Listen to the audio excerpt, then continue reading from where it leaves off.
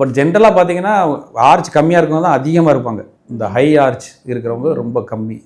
So இப்போ most of them அந்த best planners flat food தான் நிறைய பேருக்கு இருக்குது. ஸோ அதனால் அதுக்கேற்றாப்புல அவங்க ஒரு எஸ்பெஷலி அவங்க ஒரு ஸ்போர்ட்டிங் பர்சனோ இல்லை ஒரு லாங் டிஸ்டன்ஸ் ரன்னிங்கோ இல்லை ரெகுலராக நடக்கிற பர்சனாக இருந்தாங்கன்னா அதுக்கேற்றாப்புல அந்த ஆர்ச் சப்போர்ட் உள்ள மாதிரி ஷூஸு இல்லை ஸ்லிப்பர்ஸ் யூஸ் பண்ணாங்கன்னா அவங்களுக்கு வலி வராது, இல்லைனா வலி வர வாய்ப்பு இருக்குது.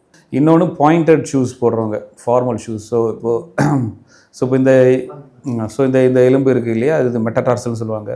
இதுக்கு நடுவுலலாம் மசில்ஸ் இருக்குது, இன்ட்ரின்சிக் ஃபுட் மசில்னு.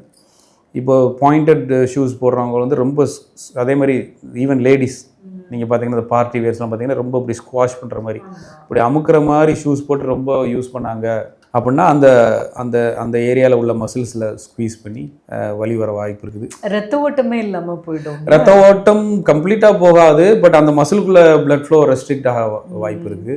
அதனால வலி வரும். ஸோ அந்த ஸ்குவாஷ் பண்ணிக்கிட்டே இருக்கும்போது உடனே வலி வராது, அதை ரெகுலராக பண்ணுறாங்க. இப்போ அந்த நான் ஒரு ஃபார்மல் ஷூஸ் போட்டு டெய்லி ஆஃபீஸ் போயிட்டு வர்றேன், அதே அது ரொம்ப டைட்டாக இருக்குது, பாயிண்டடாக இருக்குது, அதை போட்டுக்கிட்டே இருக்கீங்கன்னா after few days or weeks எனக்கு பெயின் வர வாய்ப்பு இருக்குது. எஸ்பெஷலி இந்த பாதத்தில், ஃப்ரண்ட் ஆஃப் த பாதத்துலேயும் கீழே இந்த இடத்துல இந்த டோஸ்லேயும் வலி வர வாய்ப்பு இருக்குது.